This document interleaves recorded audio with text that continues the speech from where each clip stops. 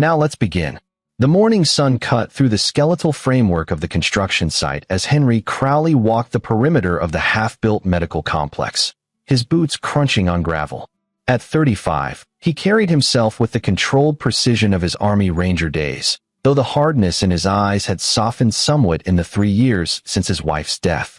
His crew respected him not because he demanded it, but because he'd earned it. First man on site, last to leave, and he knew every bolt and beam by heart. "Boss, the electrical subcontractor is asking about the second-floor conduits again," his foreman called out. Henry pulled out his tablet, scrolling through the blueprints. "Tell Martinez the specs haven't changed since yesterday. If he's got concerns, he brings them to me directly, not through channels." He handed over his notes. "I'm heading out early today. Family thing." The word family still felt incomplete. It used to mean 3, him, Sarah, and their son Sam. Now it was just the 2 of them in that too-quiet house, trying to figure out how to be whole with a third of them missing. Sam had been 4 when the drunk driver crossed the center line and turned Henry's world inside out. The boy barely remembered his mother now, which somehow hurt worse than if he remembered everything. Henry's phone buzzed. A text from Loretta Clifford, his late wife's mother. "Still okay for this weekend? Ernie and I would love to have Sam. You work too hard, Henry. Let us help." He stared at the message longer than necessary. The Cliffords had been pushing for more time with Sam lately, and Henry couldn't articulate why it bothered him. They'd lost their daughter too. They deserved to know their grandson. But something in his gut, that same instinct that had kept him alive in Kandahar, whispered warnings he couldn't justify. His thumb hovered over the keyboard. Sam was 7 now, old enough to speak up if something was wrong. And Henry had a crucial meeting with investors Monday morning that he couldn't reschedule. The project was already running tight on margins. "That works. I'll drop him off Friday around 6. 3 days later, Henry knelt in front of Sam in their living room, checking his overnight bag. The boy had his mother's dark eyes and quick smile, though lately the smile came less frequently. Growing up without a mom did that. "You packed your inhaler?" Henry asked. "Yes, Dad." Sam's voice carried that edge of 7-year-old exasperation. "And my books and my tablet and clean underwear." "Smart mouth." Henry ruffled his son's hair. "Grandma and Grandpa Clifford are excited to see you. You remember the rules. Call you before bed. Don't eat too much sugar. Be respectful." Sam paused. "Dad, do I have to go?" Henry's hand stilled. "What's wrong, buddy?" "Nothing. Uncle Marty is weird." Marty Rowland, Loretta's brother, had moved in with the Cliffords about 6 months ago after losing his job in Ohio.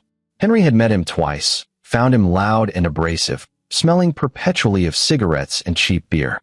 "Weird how?" Sam shrugged, suddenly fascinated with his shoelaces. "Just weird." Henry made a mental note. "If anything happens that makes you uncomfortable, you call me immediately. I don't care what time it is." "Understand." "Okay, Dad." The drive to the Cliffords' place in the suburbs took 40 minutes. Their neighborhood had seen better days. Houses with peeling paint and brown lawns. Cars on blocks and driveways. The Clifford house itself was a small ranch style, its white siding grayed with age. Ernie Clifford had been a factory foreman before retirement, the kind of man who believed in hard work and harder discipline. He'd never quite forgiven Henry for taking Sarah away to the city. Ernie met them at the door, his barrel chest still imposing despite his 62 years. His face had the ruddy complexion of a drinker trying to hide it. "Henry." "Boy." He never called Sam by name. "Come on in." Loretta appeared behind him, wiping her hands on a dish towel. She'd aged a decade in the 3 years since Sarah died. Her face collapsed into deep lines of perpetual worry. "Sam." "Oh, look at you, growing like a weed. Are they feeding you enough, Henry?" "He eats fine, Loretta." Marty Rowland emerged from the kitchen, beer in hand despite it being barely 6 o'clock. He was thinner than his sister, with a weasel's face and eyes that never quite met yours directly. "Hey there, little man. Ready for a weekend with the family?" Sam pressed closer to Henry's leg. "I'll pick him up Sunday around 4, Henry said, handing over the bag. "Sam has my number. We know how to care for a child." "Henry," Ernie interrupted, "raised 3 of our own, if you recall." The criticism was subtle but present. "You've only raised 1, and not for very long." Henry bit back his response. "Call if you need anything." He knelt down, pulled Sam into a hug. The boy's arms wrapped tight around his neck. "Love you, buddy. See you Sunday." "Love you too, Dad." As Henry walked back to his truck, he glanced at the house next door. An elderly woman stood at her window, partially hidden by curtains. When she noticed Henry looking, she didn't duck away but instead gave a small, deliberate nod. Something in that gesture felt important, though Henry couldn't say why. He drove away watching Sam's small figure in the rearview mirror until the house disappeared around a corner. The weekend crawled past. Henry threw himself into work, reviewing contracts and specifications until the numbers blurred. Saturday night, he called the Clifford house. Loretta answered. "How's Sam doing?" "Oh, he's fine, Henry. Playing in the yard earlier. He's in bed now. Can I talk to him?" A pause. "He's already asleep. You know how kids are, run themselves ragged and crash." It was only 8:30. Sam rarely went down before 9. "Loretta, we'll have him call you tomorrow, Henry. Don't worry so much. He's perfectly fine." The line went dead. Henry stared at his phone. Perfectly fine. The words rattled in his head. He almost got in his truck right then, almost made the drive. But what would he say? "Your grandson went to bed early, so I'm here to take him back." They'd think he was crazy, overprotective. Maybe he was. Sunday morning, no call came. By noon, Henry's knuckles were white on the steering wheel as he made the drive to the Cliffords. Something was wrong. He knew it the way he'd known when his convoy was about to hit an IED in Helmand Province. A tightness in his chest, a clarity that sliced through doubt. He pulled up to the house at 3:30, a half hour early. The door opened before he could knock. Ernie stood there, his face unreadable. "Where's Sam?" "Getting his things. Loretta's helping him." Ernie's jaw worked. Boy had some trouble sleeping. Nightmares. Probably missing his routine. Henry pushed past him. "Sam." His son appeared at the end of the hallway, bag in hand. Henry's heart dropped through his stomach. Sam's face was pale, his eyes red-rimmed and hollow. He moved like a ghost, shuffling forward with his gaze locked on the floor. When Henry reached for him, Sam flinched. "What happened?" Henry's voice came out deadly quiet. "Nothing happened," Loretta said too quickly. "He's just tired. Kids get emotional." "Sam." Henry knelt, trying to catch his son's eyes. "Buddy, look at me." Sam's whole body trembled. His lips moved, but no sound came out. "We'll see you next month," Ernie said, moving toward the door. A dismissal. Henry scooped Sam up, bag and all, and headed for his truck.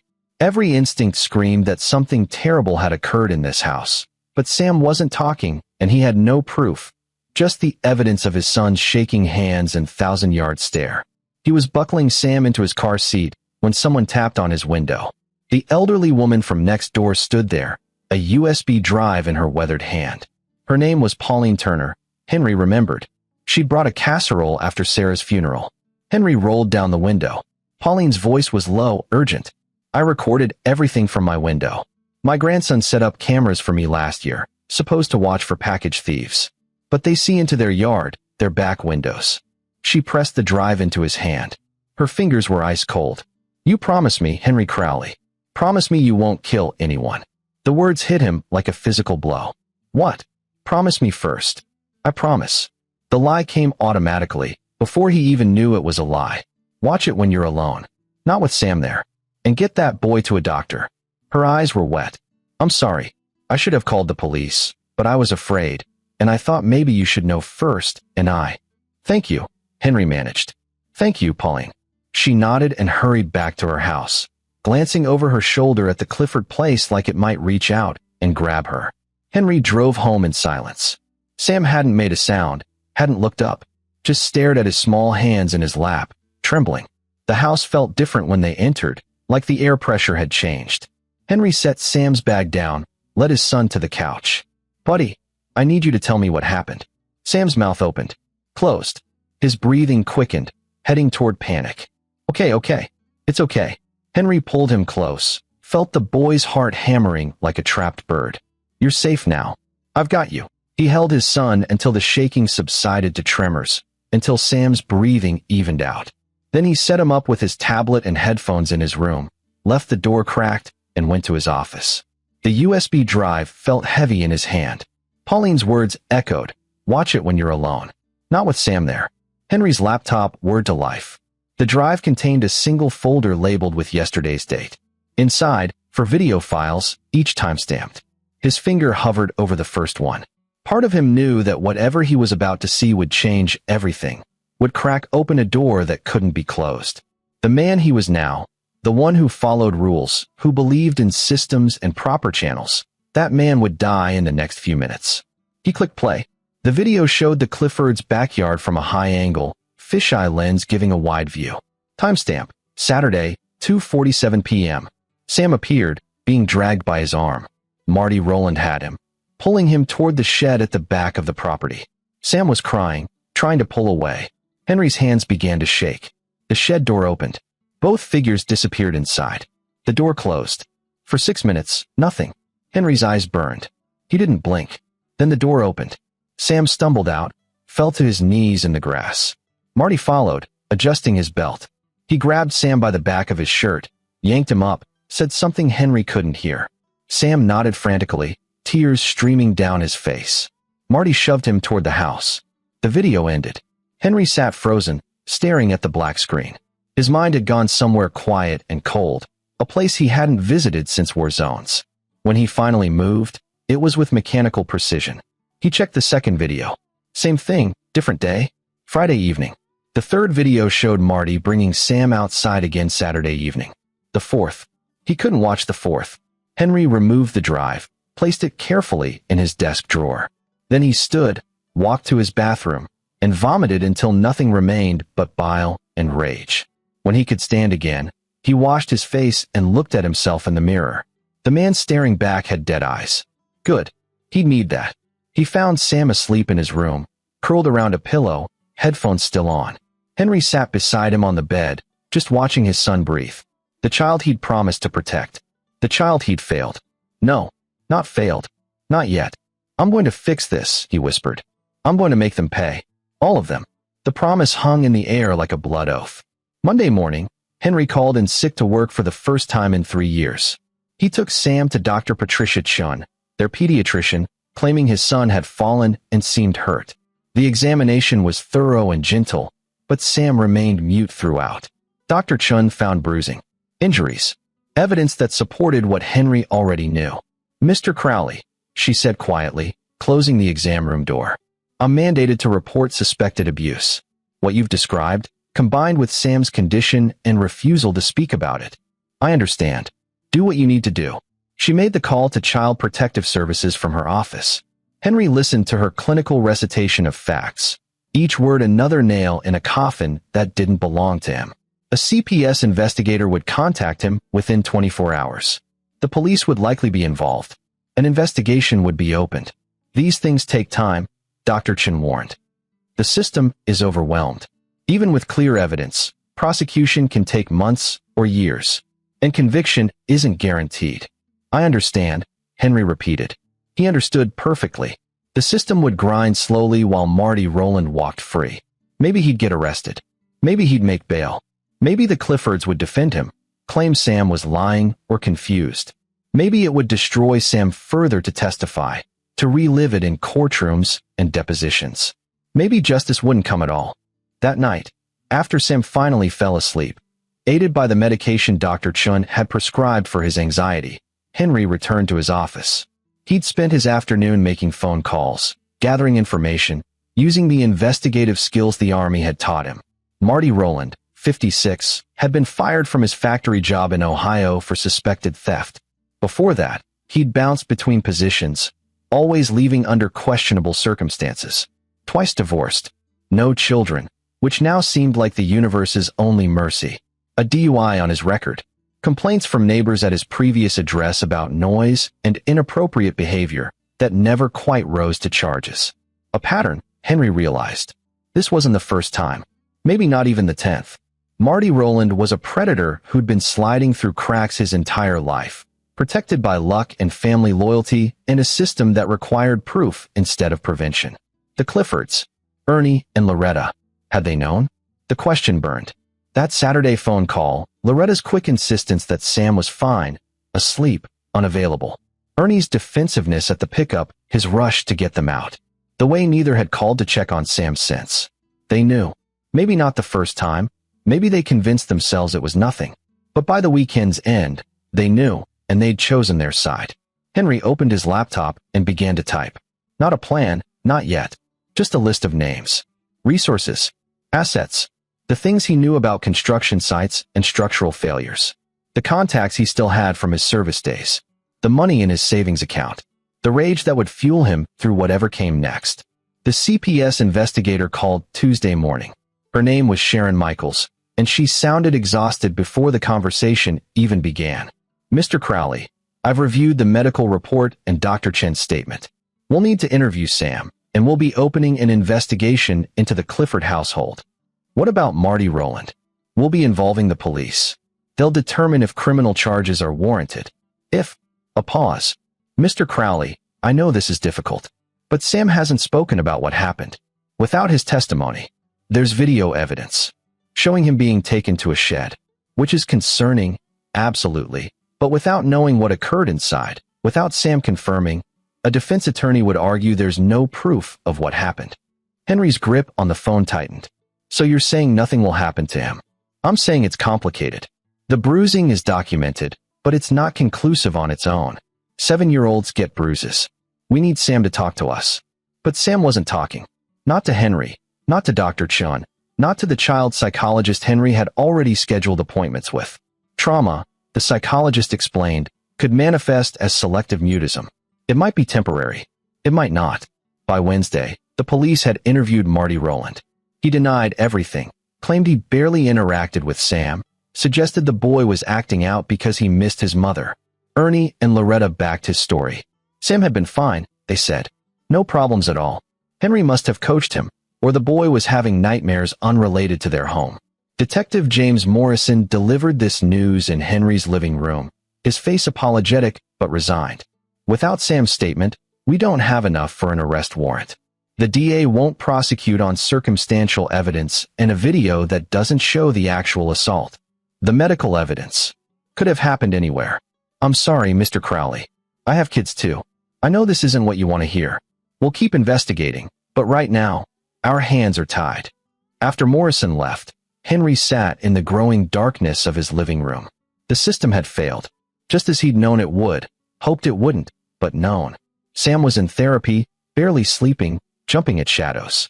And Marty Rowland was out there, free, probably laughing about it. The rage that had been building crystallized into something cold and focused. He'd made Pauline a promise he'd had no intention of keeping, and now he needed to decide how to break it. But he couldn't just act on anger. The military had taught him that operations required planning, intelligence, precision. You didn't go loud when quiet would work. You didn't expose yourself unnecessarily. And you always had an exit strategy. Henry pulled out a notebook and began to write in earnest. This time, not just names and resources, but a plan. A real one. If the system wouldn't give him justice, he'd build his own. Over the next 2 weeks, Henry became a ghost at his own construction site, present but distant, delegating responsibilities he'd normally handle himself. His foreman noticed, but didn't comment. Everyone knew his son had been in the hospital, was having problems. They gave him space. Henry used that space to investigate. He drove past the Clifford house at different times of day, mapping routines. Ernie left for his Veterans Club Tuesday and Thursday mornings. Loretta volunteered at the church on Wednesday afternoons. Marty had no schedule, no job, but he made regular trips to a liquor store 3 blocks away, most evenings around 7. He researched them online, found Marty's social media filled with bitter rants about political correctness and false accusations. Found posts from years ago, complaints from women who'd worked with him. A pattern hidden in plain sight. Henry also looked into himself, honestly assessing what he was capable of. He'd killed in war, but that was different. Distance, orders, legitimate targets. This would be personal, illegal, the end of the life he'd built if he was caught. But watching Sam wake screaming from nightmares, watching his bright boy fade into silence, made the choice clear. There were worse things than prison. Living with the knowledge that his son's abuser walked free while Sam suffered. That was one of them.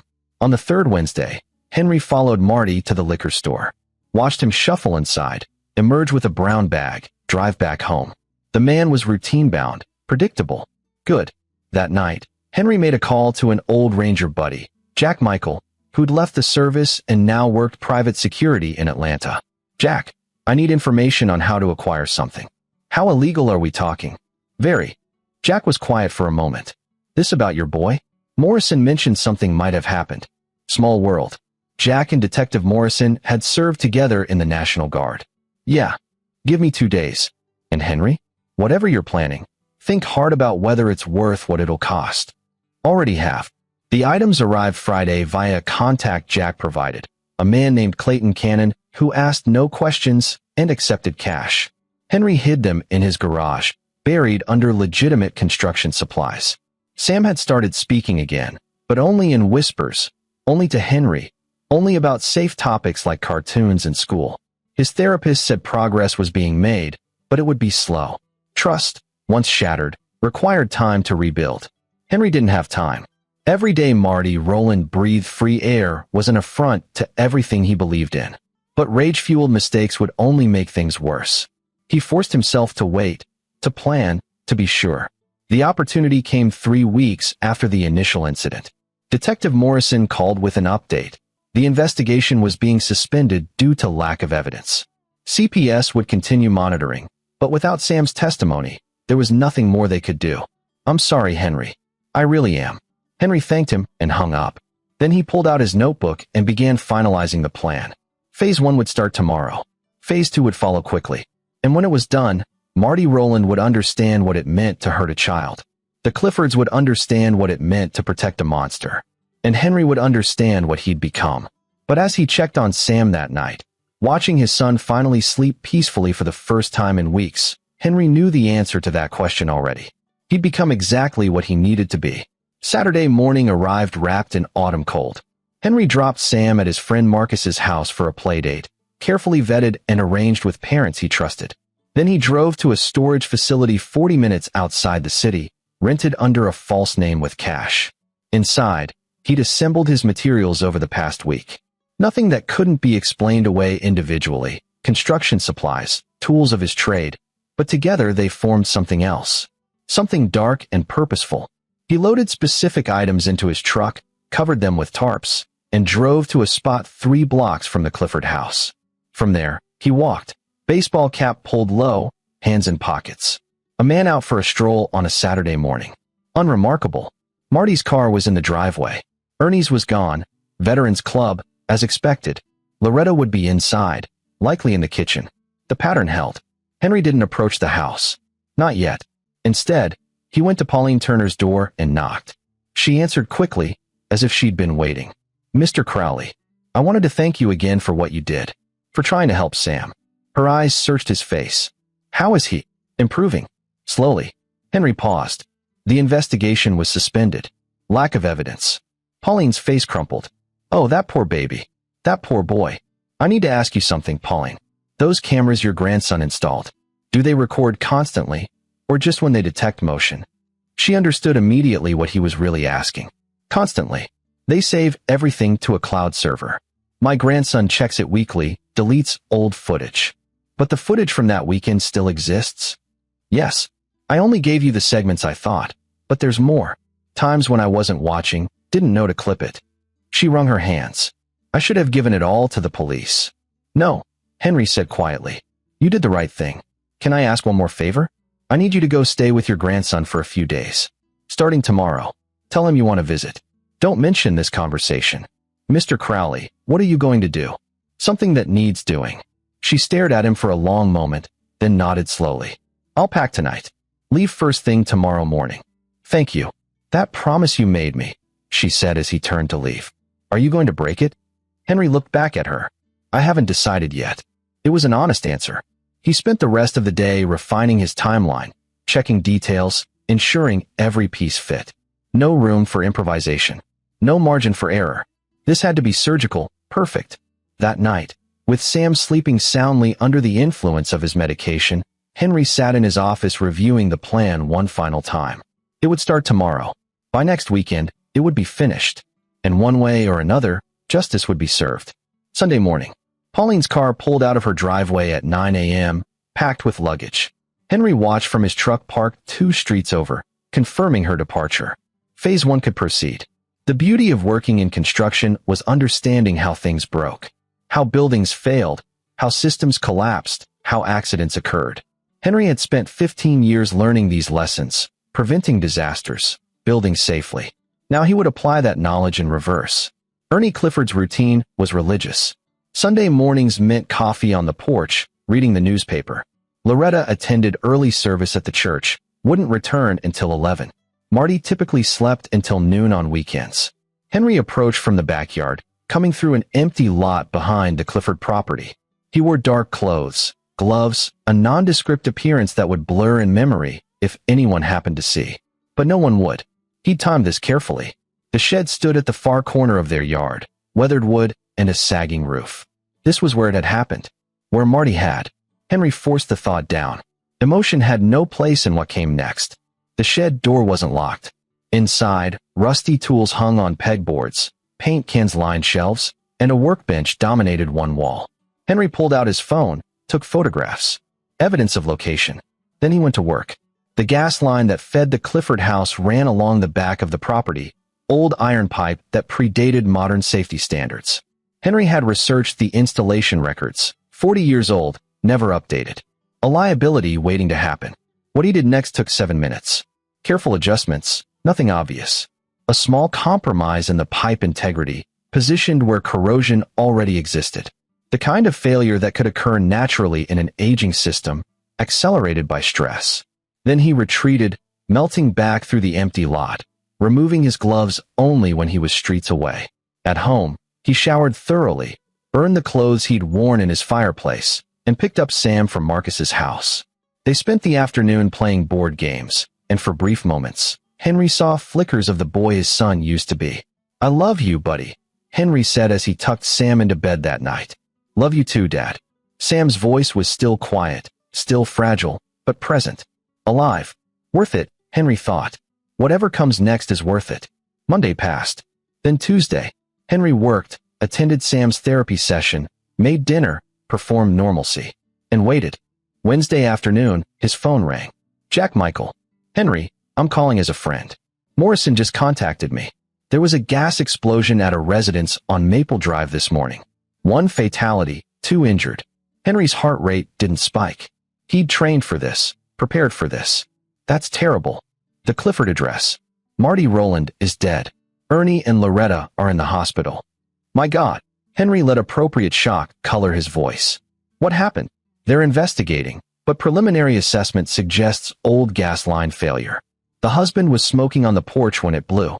He and his wife were far enough from the epicenter to survive. Marty was in the back bedroom, right above the failure point." "How awful." "And it was awful. It was also justice. Morrison wanted me to let you know. Thought you should hear it before the news. He said he knows things didn't go the way you wanted with the case. Wanted to make sure you didn't hear about Roland's death and think you needed to do something. Tell Morrison thank you. And tell him I'm just focused on helping my son heal." After Jack hung up, Henry sat very still. 1 fatality. The plan had worked exactly as designed. Marty Rowland had been in his bedroom, the same bedroom visible in Pauline's video footage, the room he'd taken Sam to after the shed. The gas line had failed due to age and stress. The explosion had occurred naturally, tragically, an accident waiting to happen in an old house with neglected infrastructure. The investigation would find no signs of tampering because Henry had only accelerated what was already inevitable. He'd simply helped it along. And he'd ensured that the failure point was positioned to maximize damage where Marty would be, minimize it where Ernie and Loretta might be. Because Marty deserved death. But the Cliffords deserved something different. Ernie suffered severe burns and a shattered leg. Loretta had a concussion and broken ribs. Both would survive, but their recovery would be long and painful. The house was condemned, a total loss. Henry visited them in the hospital Thursday evening. He brought flowers, expressed sympathy, played the concerned son-in-law perfectly. Loretta wept when she saw him. "Henry, it's so terrible. The house, everything, and Marty. Poor Marty. I'm sorry for your loss," Henry said, meaning none of it. Ernie lay in his bed, staring at the ceiling. When Henry approached, the older man's eyes flickered to him, and something passed between them. A question, a suspicion. "Hell of an accident," Ernie said slowly. "Old houses can be dangerous. Infrastructure fails. Funny how it failed right now. Is it?" Henry leaned closer, lowering his voice. "Or is it funny how the man who hurt my son just happened to be standing at ground zero when it happened?" Ernie's face went white. I don't know what you're talking about, he whispered. Yes, you do. You knew what Marty was. You knew what he did. And you protected him. Henry straightened. The investigation won't find anything wrong with that gas line except age. No evidence of tampering. Just an unfortunate accident. But you and I both know the truth. You can't prove anything. Neither can you. Henry smiled coldly. And that's going to eat at you every day for the rest of your life. Wondering if I did it. Knowing you can't say anything without admitting you covered for a child abuser. Living with the guilt of your brother-in-law's death because you couldn't bring yourself to turn him in when you should have. He started to leave, then paused. Oh, and Ernie, I have copies of Pauline Turner's footage. All of it, not just what I gave the police. If you or Loretta ever try to see Sam again, ever make any claim on my son, that footage goes public. Every second of it. With a full explanation of how you harbored a predator in your home. Loretta gasped. You wouldn't. Try me. Henry's voice was flat, final. You've lost your house, your brother, your health. Don't lose what little dignity you have left. He walked out, leaving them to their pain and their guilt. The investigation into the explosion concluded 2 weeks later. Accidental death caused by catastrophic gas line failure due to age and poor maintenance. No evidence of foul play. The case was closed. Detective Morrison called Henry personally. Thought you'd want to know. Roland's dead. Not the ending anyone wanted, but at least he can't hurt anyone else. No, Henry agreed. He can't. 2 months later, Henry stood at Sam's school winter concert, watching his son sing with the second-grade class. Sam's voice was still quiet, but he was singing. He smiled when he saw Henry in the crowd. The nightmares had decreased. Therapy was working. Progress. They'd never have a conversation about what Henry had done. Sam would never know that his father had engineered the death of his abuser. That was a burden Henry would carry alone. But he'd carry it gladly. After the concert, they went for ice cream, Sam's first request for his favorite treat in months. They sat in the shop, and Sam swung his legs, chocolate ice cream on his chin. Dad, yeah, buddy. I'm glad we don't have to go to Grandma and Grandpa Clifford's anymore. Me too. Are they mad at us? Henry considered his answer carefully. They're dealing with their own problems right now, but you don't need to worry about them. It's just you and me, and that's all we need. Sam nodded, accepting this. Just you and me. That's right. Henry reached across the table, squeezed his son's hand. Forever. That night, after Sam went to bed, Henry took a long shower, letting the water run cold. He thought about Marty Rowland, dead and buried. About the Cliffords, broken and exiled.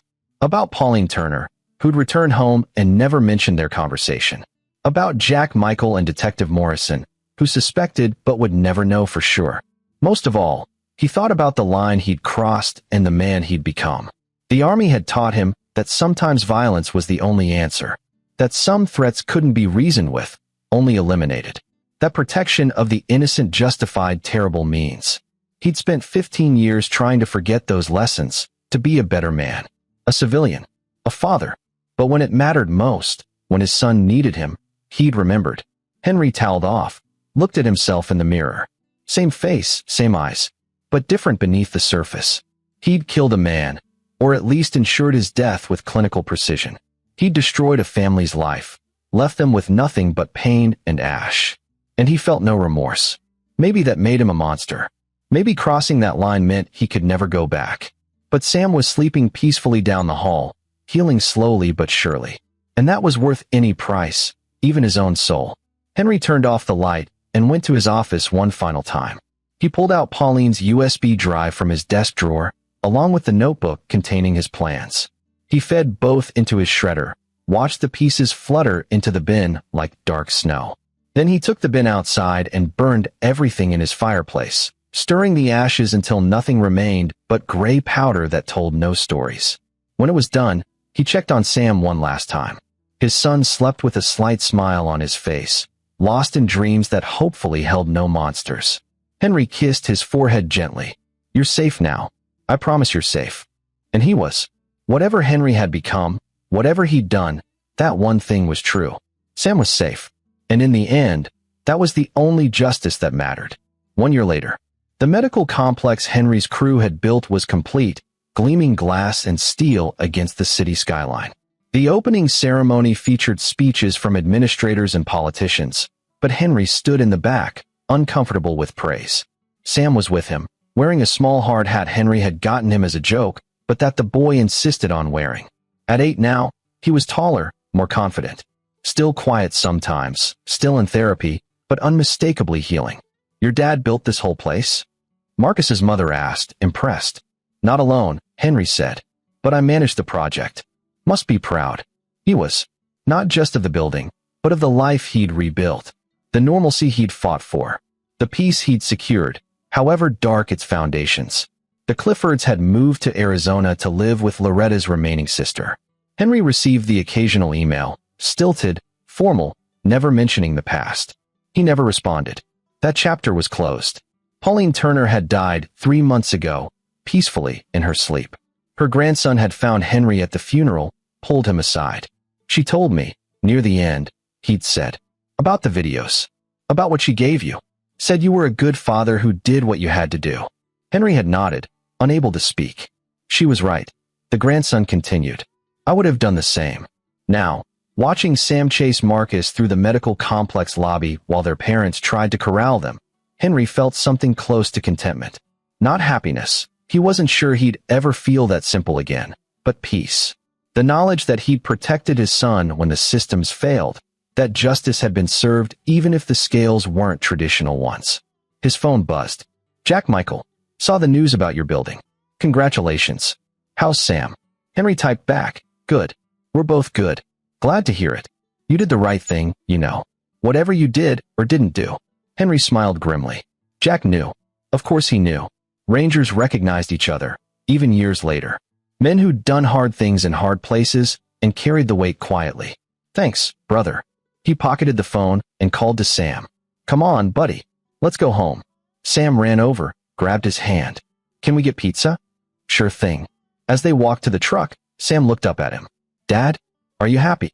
The question stopped Henry cold. He knelt down to Sam's level, saw his wife's eyes looking back at him, full of trust and love. Yes, Sam. I am. Are you? Sam considered this seriously, then nodded. Yeah, I like us. Me too, buddy. Me too. And as they drove home through the city, Henry realized it was true. The man he'd been before would have been destroyed by what he'd done, consumed by guilt and horror at becoming a killer. But the man he'd become, the one forged in the fire of his son's suffering, tempered by rage and protective fury, that man could live with it, could carry the weight, could look in the mirror and accept what he'd sacrificed for his son's safety. Some prices were worth paying. Some lines were meant to be crossed. And some fathers would walk through hell itself to protect their children. Henry Crowley had done all three, and he'd do them again without hesitation. Because in the end, justice wasn't about courtrooms or laws or societal approval. It was about protecting the innocent, punishing the guilty, and ensuring that monsters didn't get to hide behind systems too broken to stop them. He'd given Marty Rowland exactly what he deserved. And he'd given Sam the one thing that mattered most.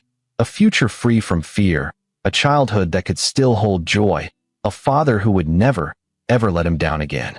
That was worth any cost. That was worth everything. As they pulled into their driveway and Sam bounded toward the house talking about pepperoni and extra cheese, Henry allowed himself a small, genuine smile. He'd kept his promise after all. Not the one he'd made to Pauline about not killing anyone, but the one he'd made to Sam, kneeling by his bedside in the darkness. I'm going to fix this. I'm going to make them pay. Promise kept. Justice served. And somehow, impossibly, they were both going to be okay. Henry locked the truck and followed his son inside, closing the door on the past and stepping into whatever future they would build together. Just the two of them. Forever. This is where our story comes to an end. Share your thoughts in the comments section. Thanks for your time. If you enjoy this story, please subscribe to this channel. Click on the video you see on the screen, and I will see you there.